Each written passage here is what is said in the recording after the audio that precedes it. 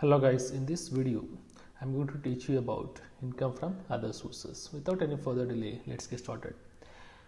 Income from other sources means any income which is not exempt or not taxable under the first four heads of income must be considered under the head income from other sources. As you know, there are basically five heads of income in income tax. They are income from salaries,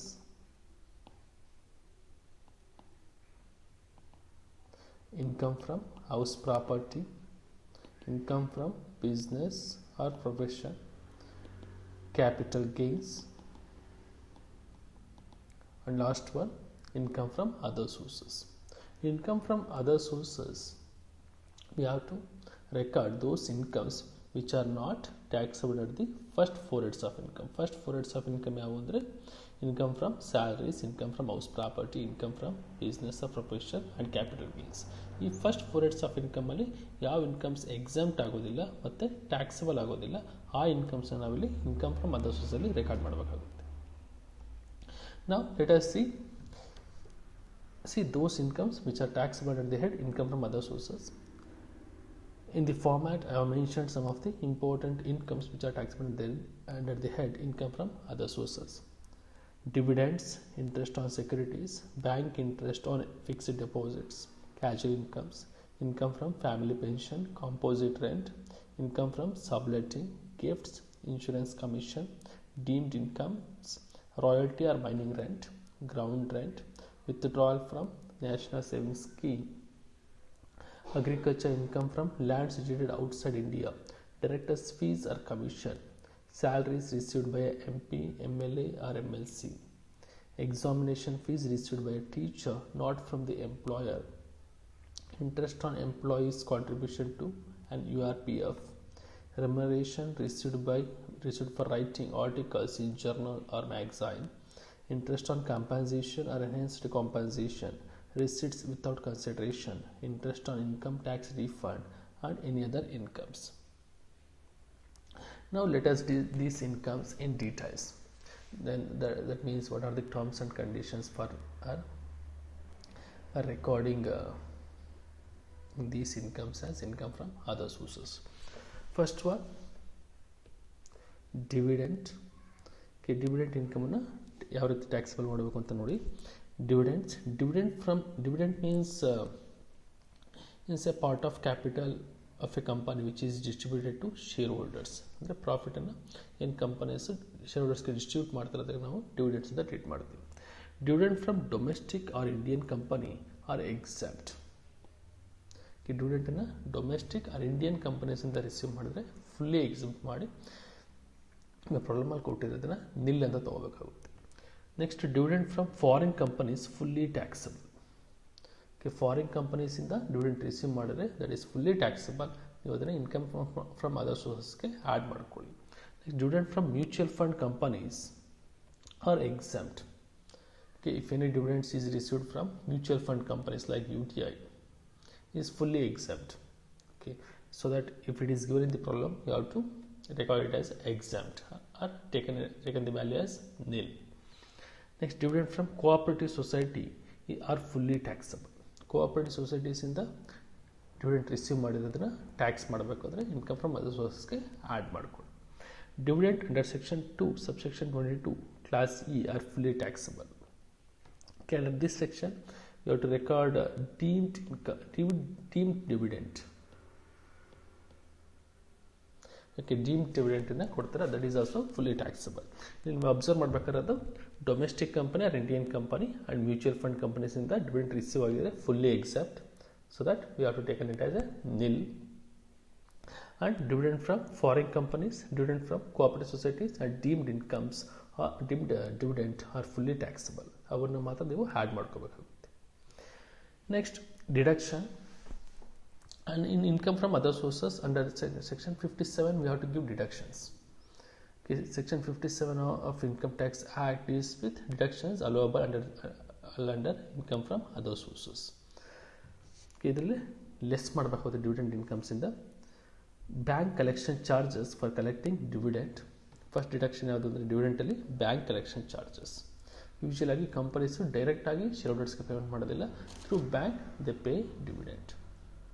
so that bank ಏನು ಮಾಡುತ್ತೆ, ಅದಕ್ಕೆ collection ಚಾರ್ಜಸ್ನ charge ಮಾಡುತ್ತೆ, ಫೀಸನ್ನು, ಅದನ್ನು ನಾವಿಲ್ಲಿ less ಮಾಡಬೇಕಾಗುತ್ತೆ ಡಿವಿಡೆಂಟಿಂದ. And interest on loan borrowed for investing in shares.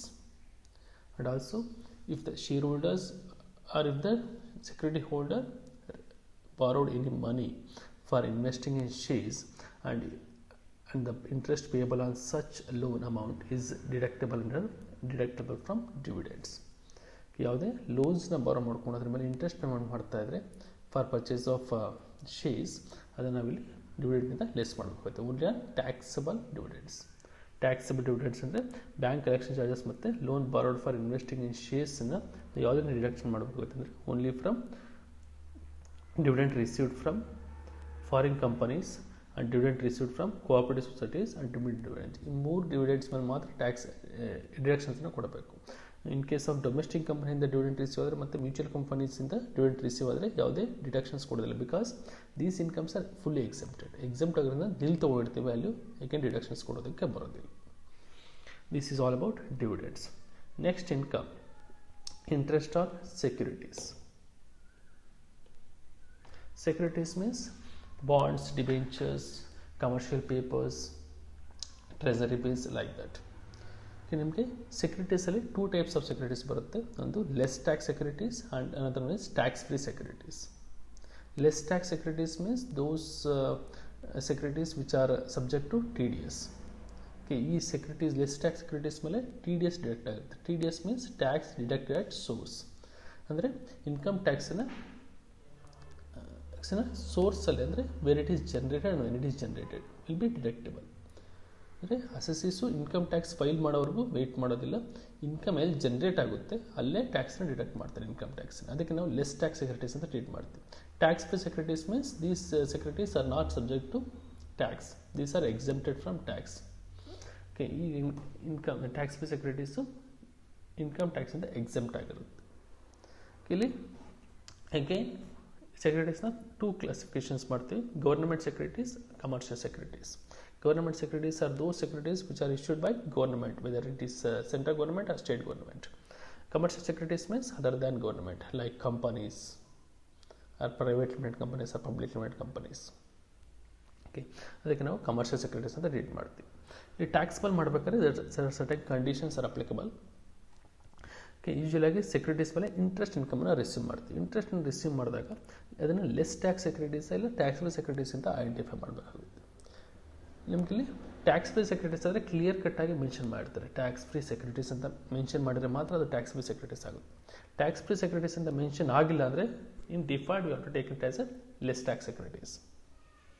ಅಂದರೆ less tax ಅಂದರೆ ಇನ್ಕಮ್ ಟ್ಯಾಕ್ಸಲ್ಲಿ ಲೆಸ್ ಮಾಡಿರ್ತಾರೆ ಇಂಟ್ರೆಸ್ಟ್ ಇನ್ಕಮಿಂದ, ಅದಕ್ಕೆ ನಾವು ಲೆಸ್ ಟ್ಯಾಕ್ಸ್ ಸೆಕ್ಯೂರಿಟೀಸ್ ಅಂತ ಟ್ರೀಟ್ ಮಾಡಬೇಕಾಗುತ್ತೆ. ಇಲ್ಲಿ less tax securities government securities, commercial securities. Tax free securities, government securities, commercial securities. One by one ನೋಡ್ತಾ ಬಂದ less tax government securities. First one, less tax government securities R fully taxable. ಅಂದರೆ ಏನು income receive ಮಾಡ್ತಾರೆ less tax government securities ಮೇಲೆ interest ಇನ್ಕಮನ್ನು, ಅದು fully taxable ಆಗುತ್ತೆ. ಅಂದರೆ income from other ಸೋರ್ಸಸ್ಗೆ ಆ್ಯಡ್ ಮಾಡ್ಕೊಳ್ಳಿ. Never gross up. ಓಕೆ, ನಿಮಗೆ ಇಲ್ಲಿ ಗ್ರಾಸಿಂಗ್ ಅಪ್ ಅಂತ ಒಂದು ಕಾನ್ಸೆಪ್ಟ್ ಬರುತ್ತೆ. Grossing up of interest. Grossing up of interest means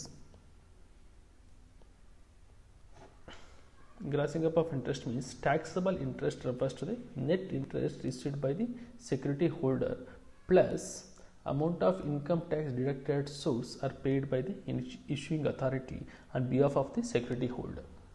So where only the net interest amount has been given, the amount has to be grossed up, that is must be converted into gross interest.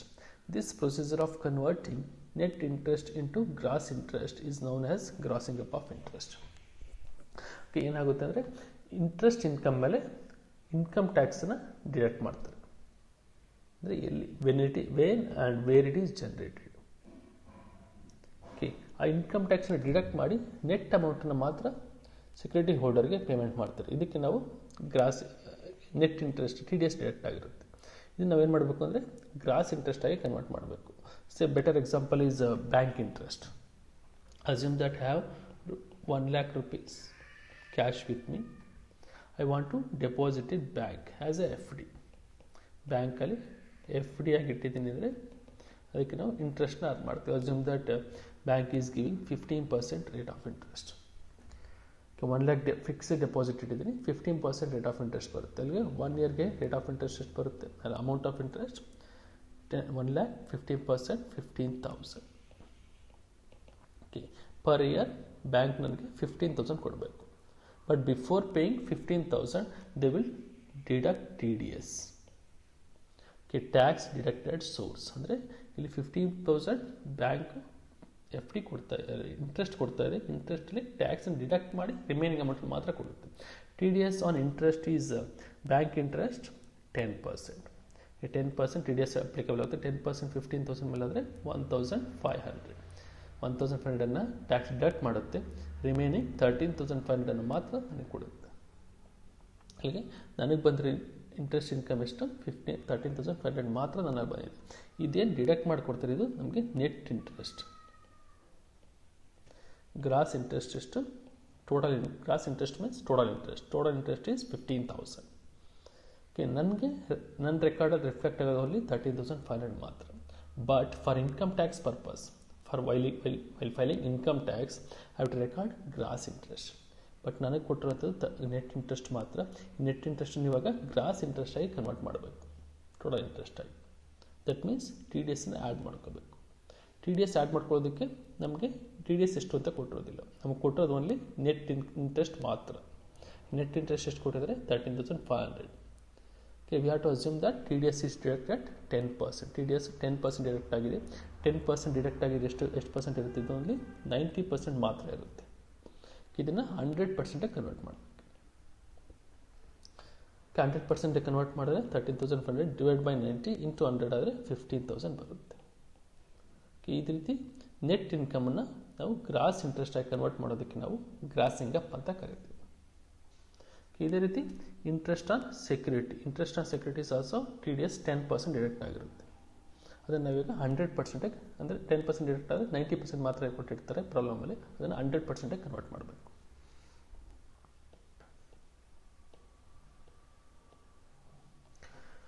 Okay, ಇಲ್ಲಿ less tax government securities ಆದರೆ never gross up.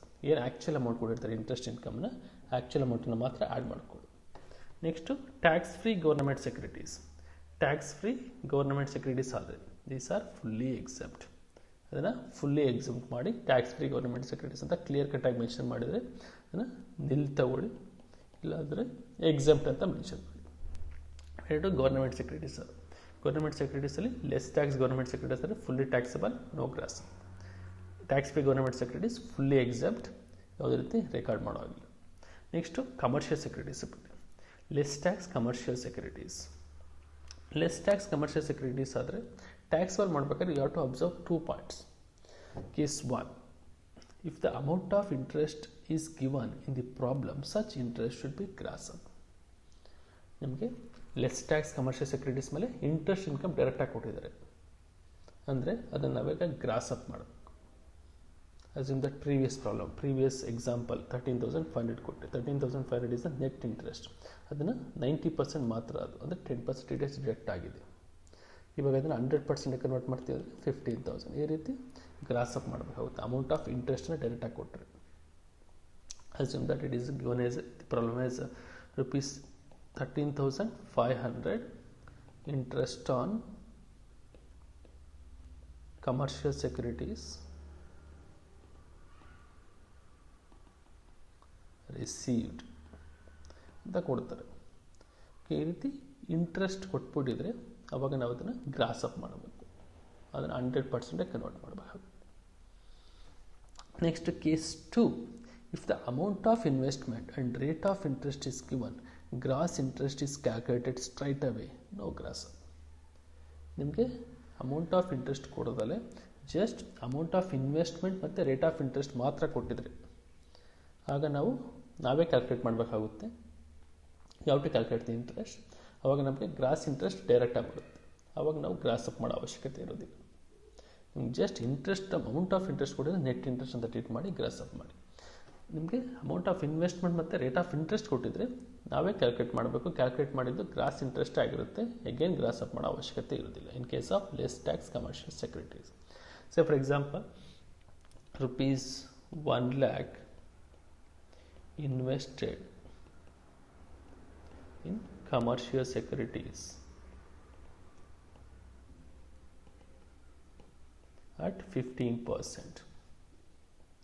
ನಿಮಗೆ ಏನು ಕೊಟ್ಟಿದ್ದಾರೆ 10%, 1 lakh rupees invested, 1 lakh rupees amount of investment ಕೊಟ್ಟಿದ್ದಾರೆ in commercial securities at 15% rate of interest ಕೊಟ್ಟಿದ್ದಾರೆ. ಈ ರೀತಿ ಕೊಟ್ಟಾಗ ನಾವೇ ಕ್ಯಾಲ್ಕುಲೇಟ್ ಮಾಡಬೇಕಾಗುತ್ತೆ ಇಂಟ್ರೆಸ್ಟ್ನ. 1 lakh ಇಂಟು 15%, ಅಲ್ಲಿಗೆ 15,000. ಓಕೆ, 15,000 ನಮಗೆ ಗ್ರಾಸ್ ಇಂಟ್ರೆಸ್ಟ್ ಬಂದಿದೆ. ಏನು ಗ್ರಾಸ್ ಅಪ್ ಮಾಡೋಂಗಿಲ್ಲ. This is 100%. ಓಕೆ, ಡೈರೆಕ್ಟಾಗಿ 15,000 ಮಾತ್ರ ಆ್ಯಡ್ ಅಪ್ ಮಾಡ್ಕೋಬೇಕಾಗುತ್ತೆ. These 2 points you have to keep in mind. Okay, amount of interest ಕೊಟ್ಟಿದ್ದಾರೆ, otherwise amount of investment and rate of interest ಕೊಟ್ಟಿದ್ದಾರೆ. ಇದನ್ನು ಲೆಸ್ ಟ್ಯಾಕ್ಸ್ ಕಮರ್ಷಿಯಲ್ ಸೆಕ್ಯೂರಿಟೀಸಲ್ಲಿ ಅಬ್ಸರ್ವ್ ಮಾಡಬೇಕಾಗುತ್ತೆ. Next one, tax-free commercial securities. Okay, tax-free commercial securities are fully taxable. Okay, ನಿಮಗೆ fully taxable ಆಗುತ್ತೆ ಅಂದರೆ income from other ಸೋರ್ಸ್ಗೆ add ಮಾಡ್ಕೊಳ್ಳಿ. Always gross up. Always gross up means in case of less tax commercial ಸೆಕ್ಯೂರಿಟೀಸಲ್ಲಿ amount of interest ಕೊಟ್ಟಿದ್ದಾರೆ, ಇಲ್ಲಾಂದರೆ amount of investment ಮತ್ತು rate of interest ಕೊಟ್ಟಿದ್ದಾರೆ ಅಂತ ನಾವು ನೋಡಬೇಕಾಗುತ್ತೆ. But in case of tax free commercial securities always gross up irrespective of amount of interest or amount of investment and rate of interest is given in the problem. ನಿಮಗೆ ಪ್ರಾಬ್ಲಮಲ್ಲಿ less tax free commercial securities ಅಂತ ಕೊಟ್ಟು amount of interest ಕೊಟ್ಟಿರಲಿ, otherwise amount of investment and rate of interest ಕೊಟ್ಟಿರಲಿ, always gross up. Assume that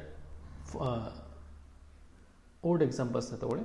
13,500 interest on tax free commercial securities receive. ಇದನ್ನು gross up ಮಾಡಬೇಕು. Amount of interest ಕೊಟ್ಟಿದ್ರೆ ಇದನ್ನು gross up ಮಾಡಿ 15,000. Next 1 lakh rupees invested in tax free commercial securities at 15%. 1 lakh rupees 15% ಅಂದರೆ 15,000 ಬಂದರೂ ಸಹ again gross up ಮಾಡಬೇಕು. ಇದು 90% ಅಂದರೆ ಟ್ರೀಟ್ ಮಾಡಿ 100%ಗೆ ಕನ್ವರ್ಟ್ ಮಾಡಿ.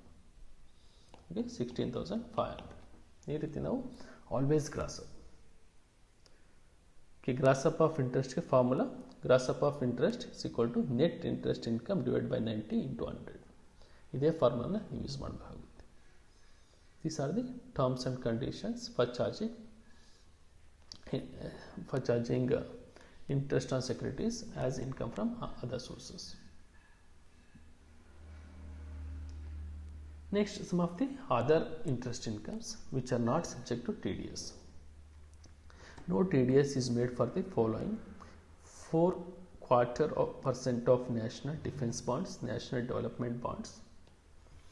8th issue, national savings certificate, debenture issued by the cooperative society. 6.5% gold bonds 1977 or 7% gold bonds 1980. Interest paid to an individual on account pay check for an amount not exceeding 5,000 by listed companies.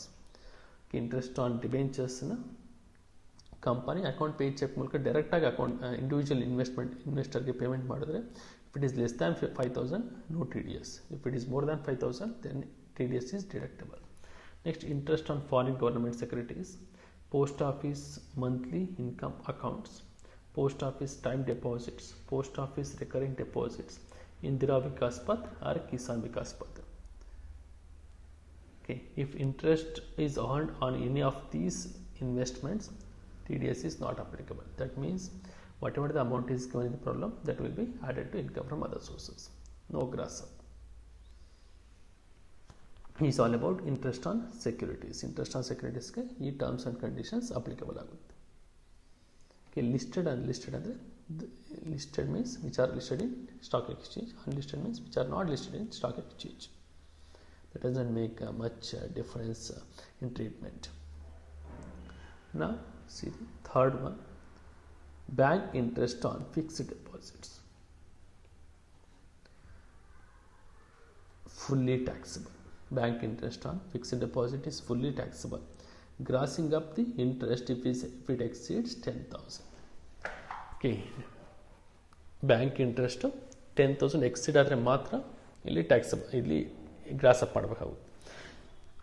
ಇಲ್ಲ ಅಂದರೆ gross up. If it is less than 10,000 no gross up, it is fully taxable.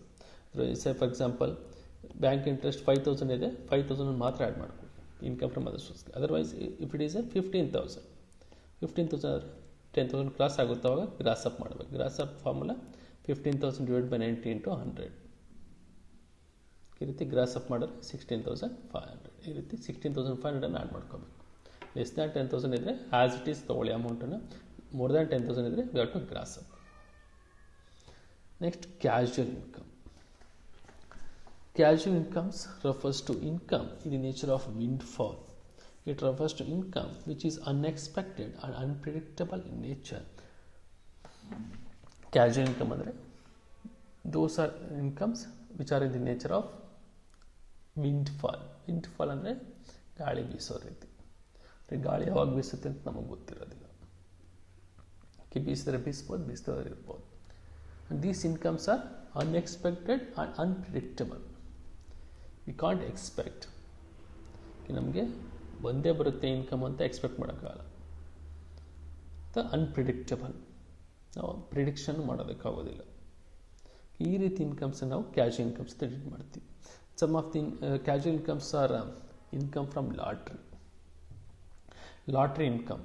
Okay, ಲಾಟ್ರಿಯಿಂದ winnings ಆಗದೆ ಆಗ್ತದೆ ಅಂತ guarantee ಇರೋದಿಲ್ಲ. Okay, we cannot predict. ಯಾರಿಗೆ luck ಇರುತ್ತೆ, luck ಇದ್ದವ್ರಿಗೆ ಮಾತ್ರ ಲಾಟ್ರಿ ಬೀಳುತ್ತೆ. Next crossword puzzle winnings, race winnings. Okay, race winnings like horse race winnings. Okay, horse ರೇಸಿಂದ ವಿನ್ ಆದೇ ಆಗ್ತೀವಿ ಅಂತ ಹೇಳೋದಕ್ಕೆ ಬರೋದಿಲ್ಲ. Next gambling and betting. Gambling ಮತ್ತು ಬೆಟ್ಟಿಂಗಲ್ಲೂ ವಿನ್ ಆಗ್ತೀವಿ ಅಂತ ಹೇಳೋದಕ್ಕೆ ಬರೋದಿಲ್ಲ. These are unpredictable and unexpected incomes.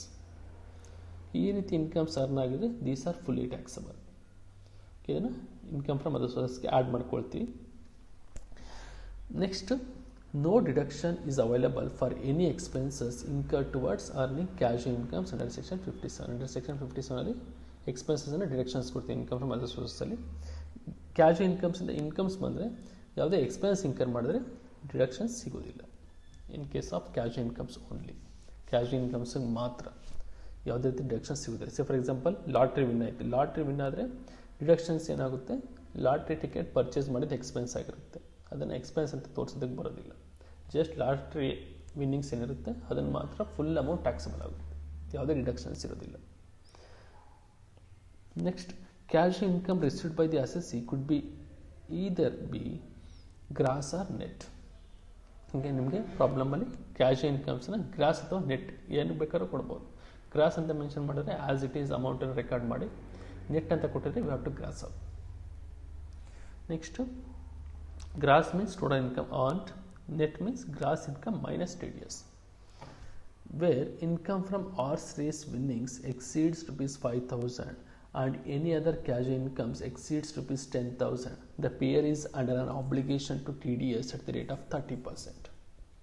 Horse race ವಿನ್ನಿಂಗ್ಸಿಂದ 5,000 ಎಕ್ಸೀಡ್ ಆದರೆ ಮತ್ತು ಎನಿ ಅದರ್ ಕ್ಯಾಶುಯಲ್ ಇನ್ಕಮ್ಸಿಂದ 10,000 ಎಕ್ಸೀಡ್ ಆದರೆ ಕಂಪಲ್ಸರಿಯಾಗಿ TDS 30% ಡಿಡಕ್ಟ್ ಆಗಿರುತ್ತೆ. ಓಕೆ, 30% ಡಿಡಕ್ಟ್ ಆಗಿ ರಿಮೈನಿಂಗ್ ನೆಟ್ ಅಮೌಂಟ್ ಮಾತ್ರ ಕೊಟ್ಟಿರ್ತಾರೆ. ಅದನ್ನು ನಾವಿಲ್ಲಿ ಗ್ರಾಸ್ ಅಪ್ ಮಾಡಬೇಕಾಗುತ್ತೆ. If it is horse race winnings less than 5,000 ಯಾವುದೇ TDS ಡಿಡಕ್ಟ್ ಆಗಿರಲಿಲ್ಲ, ಆ್ಯಸ್ ಇಟ್ ಈಸ್ ರೆಕಾರ್ಡ್ ಮಾಡಿ ಅಮೌಂಟನ್ನು. ಅದು is any other casual incomes less than 10,000 as it is record ಮಾಡಿ ಸೇಮ್ ಅಮೌಂಟನ್ನು ರೆಕಾರ್ಡ್ ಮಾಡ್ಕೊಳ್ಳಿ. If it is horse race winnings exceeds 5,000, then we have to gross up. Other casual incomes exceeds 10,000, gross up. Okay, gross up formula, grossing up is equal to net casual income divided by 70, because 30% deduct ಆಗಿರುತ್ತೆ. 30% deduct ಆಗಿ remaining ಎಷ್ಟು ಬಂದಿರುತ್ತೆ, only 70% ಮಾತ್ರ ಬಂದಿರುತ್ತೆ. Okay, casual income 70% ಇರುತ್ತೆ, ಅದನ್ನು 100% convert ಮಾಡಬೇಕಾಗುತ್ತೆ. This is the formula for grossing up of casual income. Next income, family pension. Family pension refers to pension received by the family members of a deceased employee. Okay, if any of the employees are died, deceased means died. Okay, deceased employee family members pension ಏನು receive ಮಾಡ್ತಾರೆ ಅದನ್ನು family pension ಅಂತ ಕರಿತೀವಿ. The amount of family pension is fully taxable. ಏನು family pension ಆಗಿ ಬರುತ್ತೆ ಅದು fully taxable ಆಗುತ್ತೆ. After allowing deduction under section 57, certain ಡಿಡಕ್ಷನ್ಸ್ನ ಅಲೋ ಮಾಡಬೇಕಾಗುತ್ತೆ, ಅಂದರೆ ಲೆಸ್ ಮಾಡಬೇಕಾಗುತ್ತೆ. ಏನು ಮಾಡಬೇಕು ಅಂತಂದರೆ least of the following 1/3 of family pension or rupees 15,000. Okay, 1/3 of family pension ಏನು ರಿಸೀವ್ ಮಾಡ್ತಾರೆ ಆ್ಯಕ್ಚುಯಲ್ ಪೆನ್ಷನ್, ಅದರಲ್ಲಿ 1/3 ಕ್ಯಾಲ್ಕುಲೇಷನ್ ಮಾಡಿ ಅದನ್ನು 15,000ಗೆ ಕಂಪೇರ್ ಮಾಡಿ ವಿಚ್ ಅವರ್ ಇಸ್ ಲೆಸ್, ಯಾವ್ದು ಕಡಿಮೆ ಬರುತ್ತೆ ಅದನ್ನು ಲೆಸ್ ಮಾಡಿ. Say for example certain family is receiving family pension of rupees 10,000 per month. 10,000 per month family pension ಬರ್ತದೆ ಅಂದರೆ ಪರ್ ಇಯರ್ ಎಷ್ಟಾಗುತ್ತೆ 1,20,000. ಇವಾಗ 1,20,000 income from other sources under taxable ಮಾಡಬೇಕು. Before recording under while recording under income from other sources we have to give deduction under section 57. ಏನು ಮಾಡಬೇಕು 1/3 of family pension 1/3 ಅಂದರೆ 1,20,000 into 1/3 R 15,000. 1/3 ಎಷ್ಟು ಬರುತ್ತೆ 40,000 ಬರುತ್ತೆ. ಎರಡರಲ್ಲಿ ಕಡಿಮೆ ಯಾವುದಿದೆ which ever is less. 15,000 is lesser amount 15,000 less ಮಾಡಿ ರಿಮೈನಿಂಗ್ 1,05,000 ಈಸ್ ಓನ್ಲಿ ಟ್ಯಾಕ್ಸ್ ಮಾಡಿದ್ರೆ ಇನ್ಕಮ್ ಫ್ರಮ್ ಅದರ್ ಸೋರ್ಸಸ್. 1,05,000 ಮಾತ್ರ ಟ್ಯಾಕ್ಸ್ ಮಾಡಬೇಕಾಗುತ್ತೆ. Next one composite rent. Composite rent means when the assessee receives combined rent on building, plant, machinery, furniture. Along with building, other assets combined rent receive ಮಾಡಿದ್ರೆ composite rent ಅಂತ treat ಮಾಡ್ತೀವಿ. ಇಲ್ಲಿ bifurcation ಮಾಡೋದಕ್ಕಾಗೋದಿಲ್ಲ. Building ಎಷ್ಟು rent ಬರ್ತಾ ಇದೆ, ಪ್ಲಾಂಟ್ಗೆ ಎಷ್ಟು, ಮಿಷನರಿಗೆ ಎಷ್ಟು, ಫರ್ನಿಚರ್ಗೆ ಎಷ್ಟು ಅಂತ ಬೈಫರ್ಗೇಷನ್ ಮಾಡೋದಕ್ಕಾಗೋದಿಲ್ಲ. ಆ ಸಿಚುಯೇಷನ್ಸಲ್ಲಿ ಇದನ್ನು ಕಾಂಪೋಸಿಟ್ ರೆಂಟ್ ಅಂತ ಟ್ರೀಟ್ ಮಾಡ್ತೀವಿ. ಅವಾಗ ಇನ್ಕಮ್ ಫ್ರಮ್ ಅದರ್ ಸೋರ್ಸಲ್ಲಿ ರೆಕಾರ್ಡ್ ಮಾಡ್ತೀವಿ. Just income from rent on building ಮಾತ್ರ ಇದ್ದರೆ ದಟ್ ಈಸ್ ಟ್ಯಾಕ್ಸ್ ಮಾಡಿದ್ರೆ income from house property. But along with building other ಅಸೆಟ್ಸ್ನು ಸಹ ನಾವು ರೆಂಟ್ ತೊಗೊಂಡ್ರೆ ಅದಕ್ಕೆ ನಾವು ಕಾಂಪೋಸಿಟ್ ರೆಂಟ್ ಅಂತ ಟ್ರೀಟ್ ಮಾಡಬೇಕು. Composite rent is fully taxable. Okay, income from other ಸೋರ್ಸಲ್ಲಿ ಅಷ್ಟನ್ನು ಎಷ್ಟು ಕಾಂಪೋಸಿಟ್ ರೆಂಟ್ ರಿಸೀವ್ ಮಾಡ್ತೀವಿ ಅಷ್ಟನ್ನು ಸಹ ಟ್ಯಾಕ್ಸಬಲ್ ಮಾಡಿ and you have to give deduction under section 57. Deduction under section 57 less ಮಾಡಬೇಕಾಗುತ್ತೆ. Any expenditure like repairs, insurance, maintenance, depreciation ಈ ರೀತಿ ಎಕ್ಸ್ಪೆನ್ಸ್ ಇದ್ದರೆ ಅದನ್ನು ಲೆಸ್ ಮಾಡಿ ರಿಮೈನಿಂಗ್ ಅಮೌಂಟನ್ನು ಟ್ಯಾಕ್ಸಬಲ್ ಮಾಡಿ. Next income from subletting.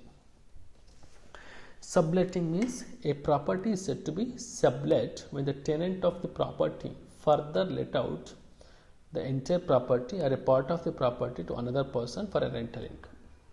Okay, subletting ಅಂದರೆ ಇಲ್ಲ ಟೆನೆಂಟು ಅನದರ್ ಪರ್ಸನ್ಸ್ಗೆ ಲೆಟ್ ಔಟ್ ಮಾಡೋದು. ಯೂಶಲಾಗಿ ಏನಾಗಿರುತ್ತೆ ಅಂದರೆ ಹೌಸ್ ಓನರು ಟೆನೆಂಟ್ಗೆ ಲೆಟ್ ಔಟ್ ಮಾಡಿರ್ತಾರೆ. ಇಲ್ಲಿ ಟೆನೆಂಟು ಏಕೆ ಥರ್ಡ್ ಪರ್ಸನ್ ಅಥವಾ ಅದರ್ ಪರ್ಸನ್ಗೆ ಲೆಟ್ ಔಟ್ ಮಾಡಿರೋದನ್ನು ನಾವು ಸಬ್ಲೆಟ್ ಅಂತ ಕರಿತೀವಿ. ಈ ಸಬ್ಲೆಟ್ಟಿಂದ ಬರುವಂಥ ಇನ್ಕಮನ್ನು ನಾವು ಇನ್ಕಮ್ ಫ್ರಮ್ ಅದರ್ ಸೋರ್ಸಲ್ಲಿ ರೆಕಾರ್ಡ್ ಮಾಡಬೇಕಾಗುತ್ತೆ. ಜಸ್ಟ್ ಲೆಟ್ ಔಟ್ ಆಗಿದ್ದರೆ income from house property taxable ಆಗುತ್ತೆ. ಸಬ್ಲೆಟ್ ಆದರೆ ಅದರ income from other source head ಅಂಡರಲ್ಲಿ ಟ್ಯಾಕ್ಸಬಲ್ ಮಾಡಬೇಕಾಗುತ್ತೆ. The income from subletting is fully taxable. Subletting ಅಂತ ಏನು ಇನ್ಕಮ್ ಬರುತ್ತೆ ಅದು ಫುಲ್ಲಿ ಟ್ಯಾಕ್ಸಬಲ್ ಆಗುತ್ತೆ. Any expenses on sublet portion incurred by the assessee must be deducted under section 57.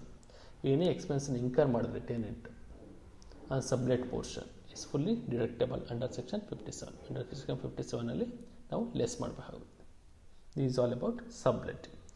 Next income, gift.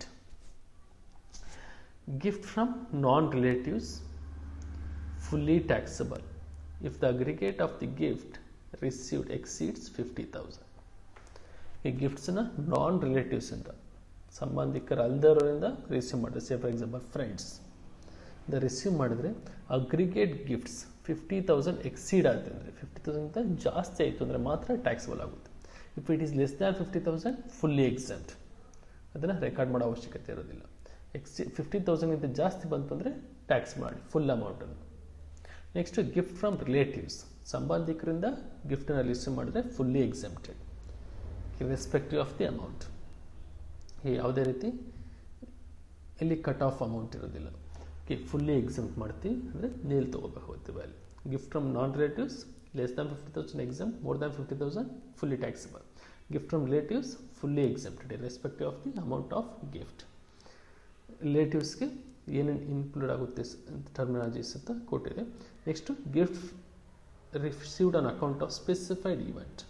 Okay, certain events ಅಲ್ಲಿ receive ಮಾಡಿದ್ರೆ gift exempt ಆಗುತ್ತೆ. ಯಾವ events ಅಂತ ನೋಡೋಣ. In below circumstances gifts received from non relatives are not taxable even if value is greater than 50,000. Non ರಿಲೇಟಿವ್ಸಿಂದ 50,000 extra ಇದ್ದರೆ fully taxable ಅಂತ ಹೇಳಿದ್ದು. ಬಟ್ ಸಡನ್ ಒಕೇಶನ್ಸಲ್ಲಿ ನಾವು ಗಿಫ್ಟನ್ನು ರಿಸೀವ್ ಮಾಡಿದ್ರೆ ಅದು even if it exceeds 50,000 it is exempted. These occasions are on the occasion of marriage ಒಕೇಶನಲ್ಲಿ receive ಮಾಡಿದ್ರೆ whether it is from relatives or non relatives is fully exempted irrespective of the amount of gift. By will or inheritance, in contemplation of death of payer, from local authorities, from a registered charitable trust. Okay, if the gift is received from these occasions or from these parties, a gift is fully exempted even if it exceeds 50,000. This is all about taxability of gift. Next, insurance commission. Insurance commission is fully taxable. Okay, say for example insurance agents insurance commission na receive ಮಾಡ್ತಾರೆ. Okay, ಅದು fully taxable ಆಗುತ್ತೆ ನಡೆದ income from other sources.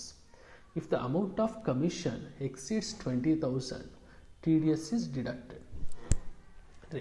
Commission income 20,000 exceed ಆಯಿತು ಅಂದರೆ TDS deduct ಆಗಿರುತ್ತೆ. TDS here is 10%. If it is less than 20,000, no TDS.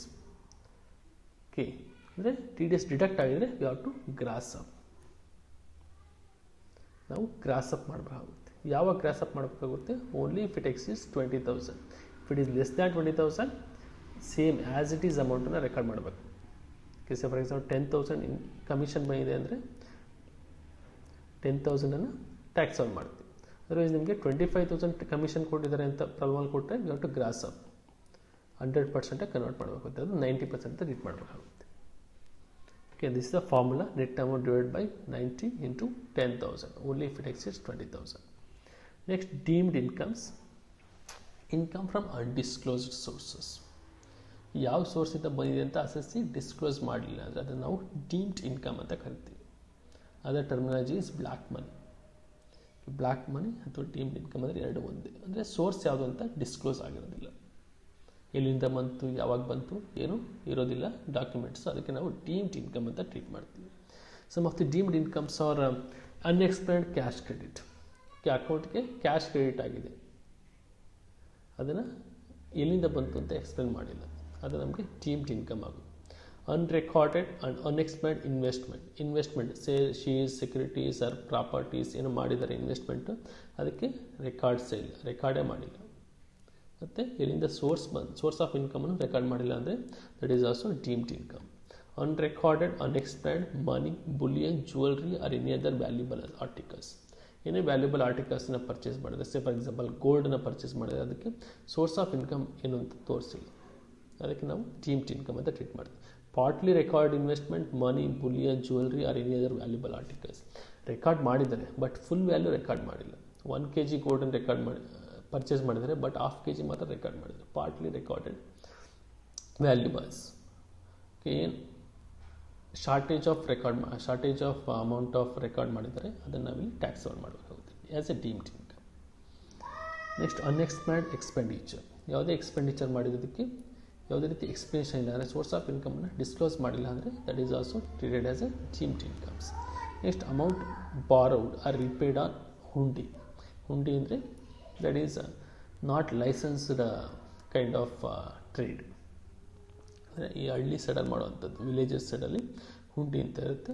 ಆ ರೀತಿ ಹುಂಡಿಲಿ ಅಮೌಂಟ್ನ ಬಾರೋ ಮಾಡಿಕೊಂಡು ಅದಕ್ಕೆ ರಿಪೇಮೆಂಟ್ ಮಾಡಿದರೆ ಅದನ್ನು ನಾವಿಲ್ಲಿ ಡೀಮ್ಡ್ ಇನ್ಕಮ್ ಅಂತ ಟ್ರೀಟ್ ಮಾಡಬೇಕಾಗುತ್ತೆ. These are the deemed incomes. These incomes are fully taxable. ಏನು ಅಮೌಂಟ್ ಇರುತ್ತೆ ಡೀಮ್ಡ್ ಇನ್ಕಮ್ ಅದನ್ನು ಫುಲ್ಲಿ ಟ್ಯಾಕ್ಸಬಲ್ ಮಾಡಿ, any ಅನ್ರೆಕಾರ್ಡೆಡ್ undisclosed sources of income ಇದ್ರೆ. Next one is royalty income.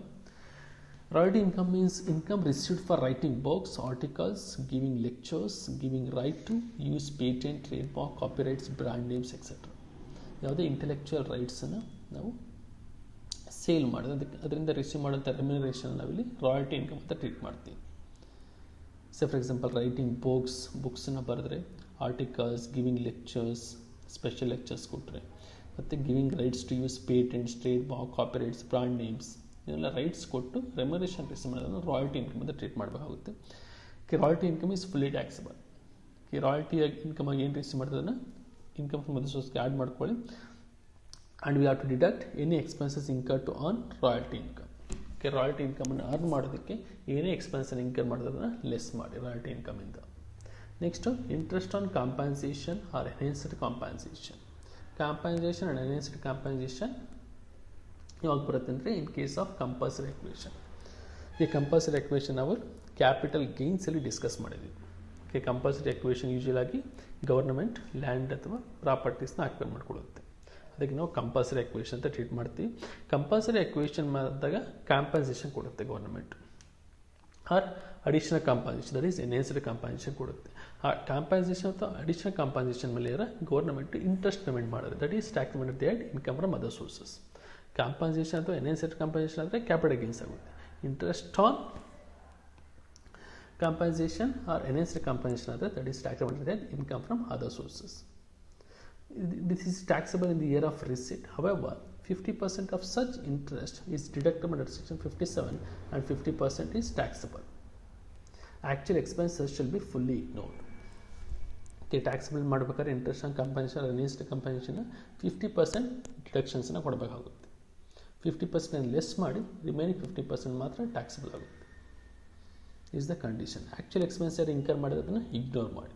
Say for example legal expenses or any printing stationery expenses ಇದೆ, ಅದನ್ನು ignore ಮಾಡಿ just 50% ಮಾತ್ರ standard ಡಿಡಕ್ಷನ್ಸ್ನ ಕೊಡಬೇಕಾಗುತ್ತೆ.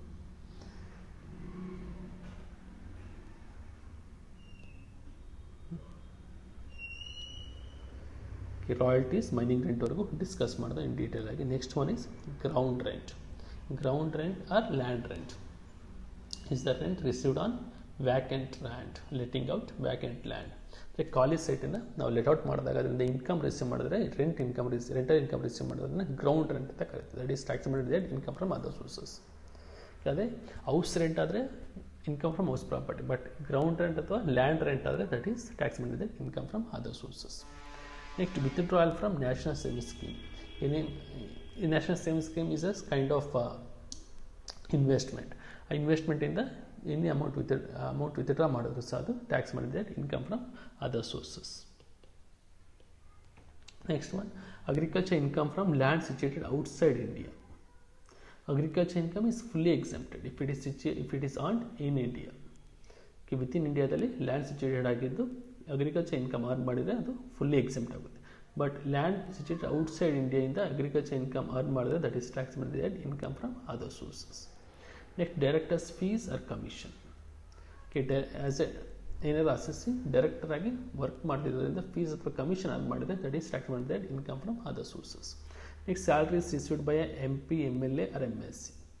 Okay, MP means member of parliament, MLA member of legislative assembly, MLC means member of legislative council. Okay, ಅವರು MP, MLA, MLC ಆಗಿ work ಮಾಡ್ತಿದ್ರೆ ಅವ್ರ salary earn ಮಾಡಿರೋದನ್ನ ನಾವಿಲ್ಲಿ ಇನ್ಕಮ್ ಫ್ರಮ್ ಅದರ್ ಸೋರ್ಸಲ್ಲಿ ರೆಕಾರ್ಡ್ ಮಾಡಬೇಕು. Not in the under the head income from salaries head ಅಂಡರಲ್ಲಿ record ಮಾಡೋದಿಲ್ಲ income from other sources. Only in case of MP, MLA, MLC basic salary ಮಾತ್ರ. DA exempt under section 10 subsection 17. MLA, MP, MLC, DA earn ಮಾಡ್ತಾ ಇರೋದನ್ನ exempt ಮಾಡಿ ಅದನ್ನು ignore ಮಾಡಿ just basic ಸ್ಯಾಲರೀಸ್ನ ಮಾತ್ರ ಟ್ಯಾಕ್ಸ್ ಆನ್ ಮಾಡಿ. Next examination fees received by a teacher.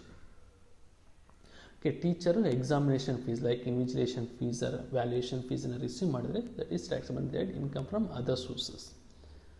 Only if it is received from not from employer. Okay, own ಕಾಲೇಜಲ್ಲಿ receive ಮಾಡಬಾರ್ದು, ಅದರ್ ಕಾಲೇಜ್ ಅಥವಾ ಯೂನಿವರ್ಸಿಟಿಯಲ್ಲಿ ರಿಸೀವ್ ಮಾಡಿದ್ರೆ that is taxable at the income from other sources. Next interest on employees contribution to URPF. URPF means unrecognized provident fund. Unrecognized provident ಫಂಡಿಂದ interest receive ಮಾಡಿದರೆ that is tax ಮಾಡಿದೆ income from other sources. Next remuneration received for writing articles in journals or magazines. Journal or ಮ್ಯಾಗಝೈನ್ಸಲ್ಲಿ ಆರ್ಟಿಕಲ್ಸನ್ನು ಬರೆದು ಅದಕ್ಕೆ remuneration receive ಮಾಡಿದರೆ that is tax ಮಾಡಿದೆ income from other sources.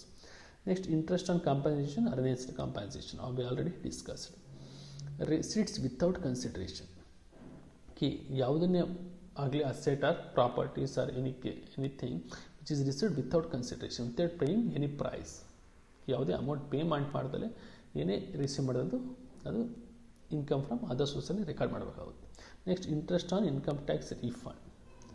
Income tax ರೀಫಂಡ್ನ ಯೂಶಲಾಗಿ ಟ್ಯಾಕ್ಸ್ ಅಥಾರಿಟೀಸ್ ಅಸೆಸ್ಸಸ್ಗೆ ಮಾಡುತ್ತೆ. when the assessors paid excess income tax payment ಮಾಡಿದ್ರೆ assessees income tax authorities excess income tax ಏನು ಪೇಮೆಂಟ್ ಮಾಡಿದ್ರೆ ರೀಫಂಡ್ ಮಾಡುತ್ತೆ. ಅದಕ್ಕೆ ನಾವು ಇನ್ಕಮ್ ಟ್ಯಾಕ್ಸ್ ರೀಫಂಡ್ ಅಂತ ಟ್ರೀಟ್ ಮಾಡ್ತೀವಿ. ಇನ್ಕಮ್ ಟ್ಯಾಕ್ಸ್ ರೀಫಂಡ್ ಮೇಲೆ ಯೂಶಲಾಗಿ income tax authorities interest payment ಮಾಡುತ್ತೆ.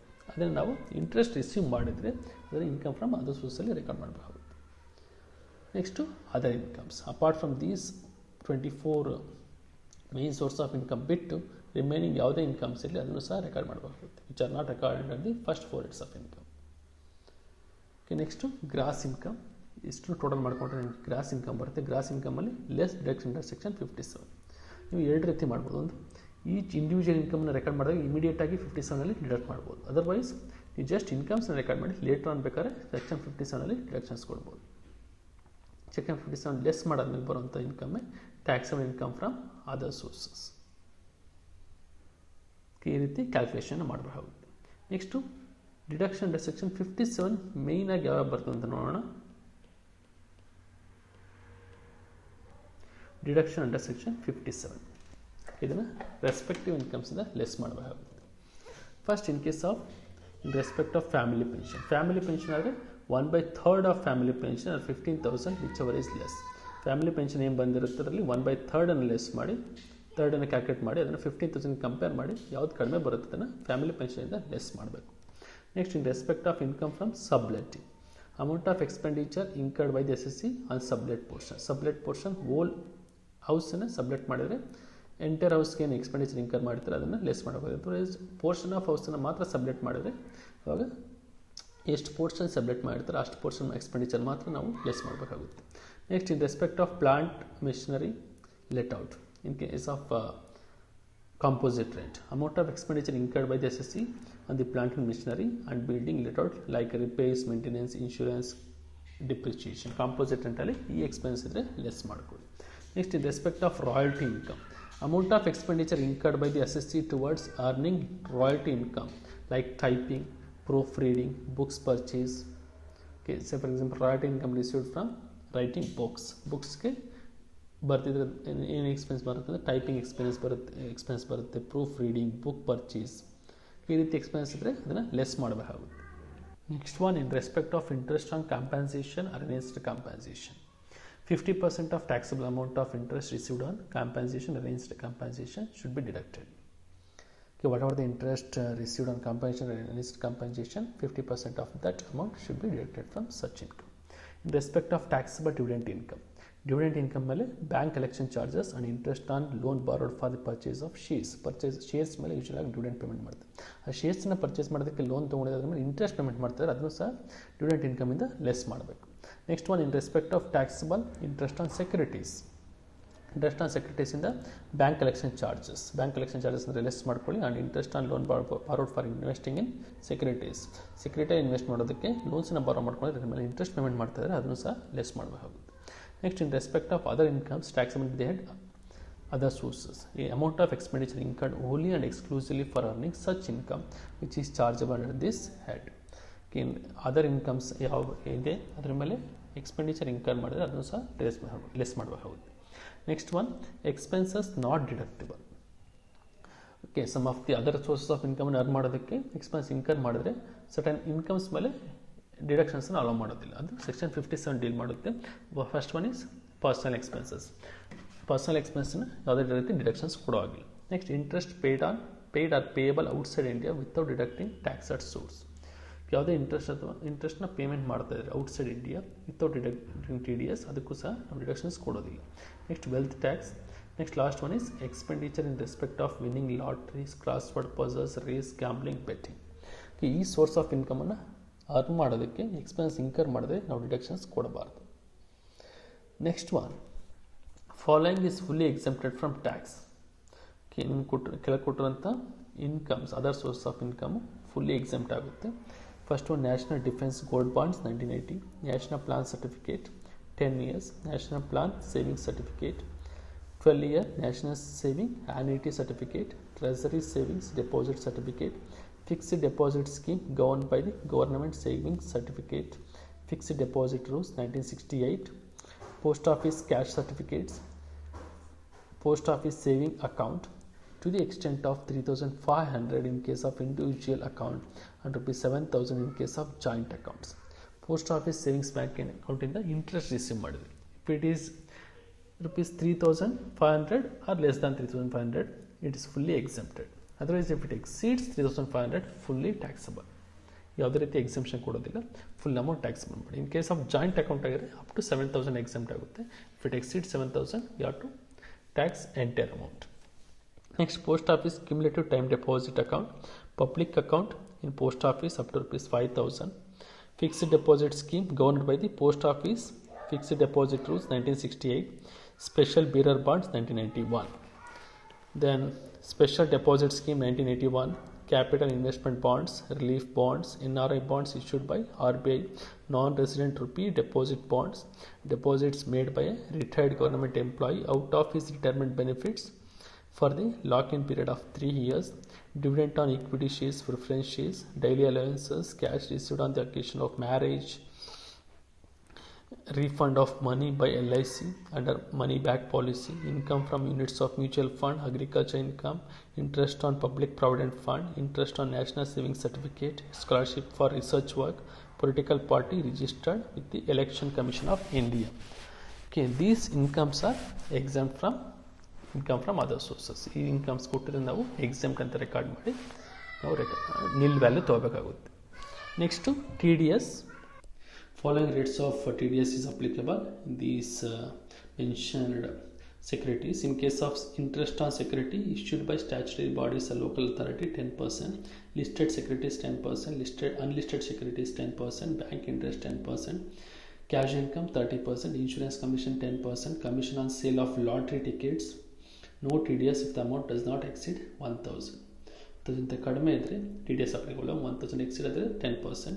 Commission other than insurance commission ಆದರೆ no TDS if the amount does not exceed 5,000. Other commissions ಆದರೆ 5,000 ಕಡಿಮೆ ಇದ್ದರೆ TDS ಅಪ್ಲಿಕಬಲ್ ಆಗಲ್ಲ. If it exceeds 5,000, 10% TDS is applicable.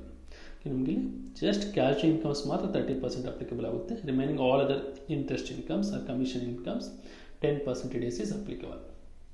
10% TDS ಇದ್ದರೆ 90 ತೊಗೊಳ್ಳಿ ಡಿನಾಮಿನೇಟರ್, ಅದರ್ವೈಸ್ 30% ಇದ್ದರೆ denominator 70 ತಗೋಬೇಕು while calculating grossing up of interest or grossing up of income. This is all about income from other sources. Thank you.